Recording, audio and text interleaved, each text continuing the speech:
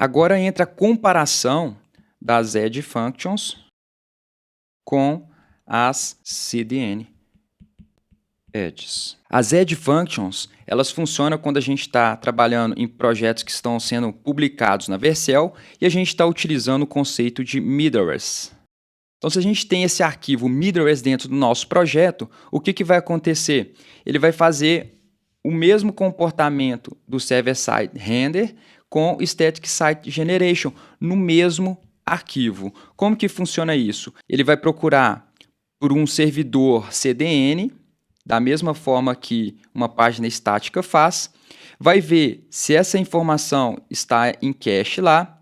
A única diferença é que ele pode processar dados, além de só trabalhar com arquivos estáticos. Então, ele ganha em performance nesse tipo de requisição, porque ele vai processar dados em CDN, em servidores que estão mais próximos do usuário.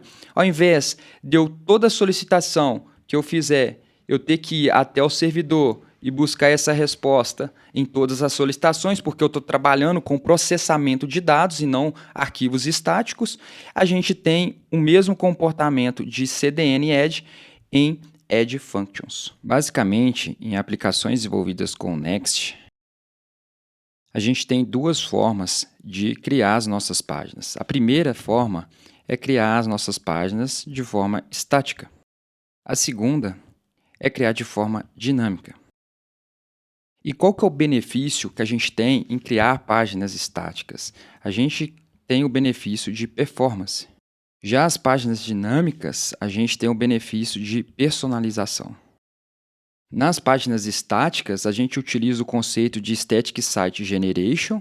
Na parte dinâmica, a gente usa o Client-Side Render ou Server-Side Render. Ou seja, em cada situação, em cada requisição que o usuário faz para essa página, ele vai receber um conteúdo diferente. Por isso, a gente tem que renderizar ou no lado do cliente ou no lado do servidor, que é o Client-Side Render ou Server-Side Render. Já a página estática, a gente utiliza o conceito de Static Site Generation.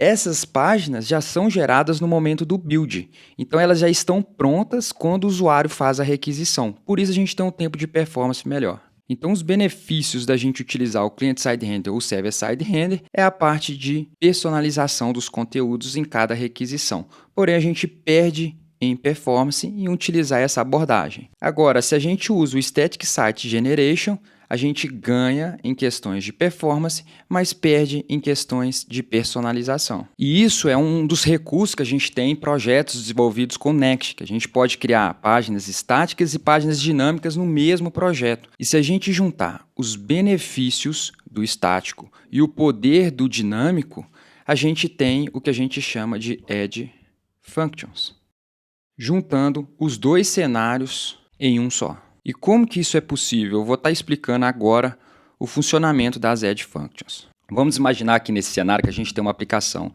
desenvolvida com Next e essa aplicação ela está hospedada em um servidor na Califórnia, nos Estados Unidos. O primeiro usuário ele está numa distância menor, então ele vai estar aqui, nesse caso, em Oregon, nos Estados Unidos.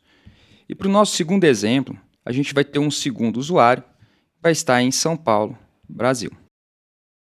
O primeiro usuário ele está numa distância muito mais perto do servidor do que o segundo usuário. O segundo usuário ele está aproximadamente 10.000 quilômetros e o primeiro usuário a 900 quilômetros. Isso aqui é só para exemplo. Quando a gente tem uma distância menor, a gente tem um tempo de resposta menor, que a gente chama de latência. Nesse caso aqui, eu vou colocar 100 milissegundos. Como a gente está no segundo usuário, numa distância maior, provavelmente a gente vai ter um tempo de resposta, que é o tempo de latência, maior também. Vamos colocar aqui 800 milissegundos. Qual que é a questão aqui? Quando a gente trabalha num servidor fixo, no caso aqui a gente está colocando a Califórnia, esses casos são quando a gente vai renderizar alguma coisa no lado servidor. Então, se a gente tem uma página que está renderizando no lado cliente ou no lado servidor com Client-Side Render ou Server-Side Render, ele vai buscar um servidor que está hospedado. Se a gente estiver utilizando a Vercel, ela vai publicar esses serviços nossos em algum servidor. Então, quando a gente faz essa solicitação, ele vai buscar um servidor fixo e vai te dar a resposta. Então, esse tempo de resposta ele é maior. Nesse caso, eu vou até colocar aqui pages, vou colocar aqui uma página server-side render.jsx, por exemplo. Agora, se eu quero fazer uma solicitação de uma página estática, static site generation.jsx, o que vai acontecer? O meu primeiro usuário, que está em Oregon, ele vai tentar localizar um servidor CDN mais próximo da região dele. Porque o servidor, quando a gente publica a nossa aplicação, os arquivos estáticos, eles são espalhados em vários servidores pelo mundo, de forma que a gente tenha um tempo de resposta menor, porque ele vai tentar localizar um servidor CDN mais próximo do usuário. Aqui no nosso caso, em Oregon, ele vai tentar localizar um servidor que esteja mais próximo do usuário. Então, ele vai localizar aqui um servidor CDN e vai dar um tempo de resposta para a gente muito menor. Nesse caso aqui, ele poderia estar a 50 km de um servidor CDN. Então, o tempo de latência aqui cai para 20 milissegundos aproximadamente. Isso aqui é apenas para exemplo, muito menor do que esse número daqui. O servidor de São Paulo, o usuário de São Paulo, ele também faz a mesma coisa. Ele vai tentar procurar para um servidor CDN que está mais próximo da região dele. E vai ter esse tempo de resposta muito menor. Pode estar aproximadamente aqui 50 km também, e a gente ter 20 milissegundos. E isso ganha a vantagem da gente trabalhar em arquivos estáticos, porque a gente busca servidores CDNs para retornar o resultado da nossa página. E isso funciona só para quando os arquivos são estáticos. Então, eu fiz uma solicitação de uma página que está trabalhando com Static Site Generation. Ele busca essas informações através de um CDN. Essa informação está aqui? É a primeira solicitação que está sendo feita? Não. Se não tiver, ele vai até o servidor, busca essa informação e devolve essa informação. O segundo usuário, o terceiro usuário aqui nesse caso, que fizer a mesma solicitação da mesma página, ele não vai precisar ir até o servidor de origem.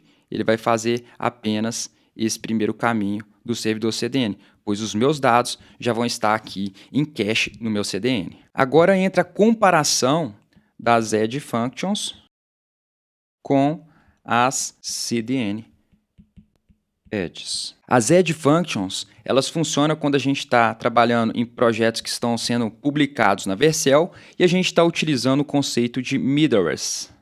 Então, se a gente tem esse arquivo middlewares dentro do nosso projeto, o que vai acontecer? Ele vai fazer o mesmo comportamento do server-side render com Static Site Generation no mesmo arquivo. Como que funciona isso? Ele vai procurar por um servidor CDN, da mesma forma que uma página estática faz, vai ver se essa informação está em cache lá. A única diferença é que ele pode processar dados, além de só trabalhar com arquivos estáticos. Então, ele ganha em performance nesse tipo de requisição, porque ele vai processar dados em CDN, em servidores que estão mais próximos do usuário. Ao invés de toda solicitação que eu fizer, eu ter que ir até o servidor e buscar essa resposta em todas as solicitações, porque eu estou trabalhando com processamento de dados e não arquivos estáticos, a gente tem o mesmo comportamento de CDN Edge em Edge Functions. Mas isso, é claro que tem algumas ressalvas. A gente não pode estar utilizando o middleware para todo tipo de solicitação. A gente vai fazer uma consulta para o banco de dados, a gente vai utilizar middleware porque é mais rápido, o tempo de processamento de dados é mais rápido.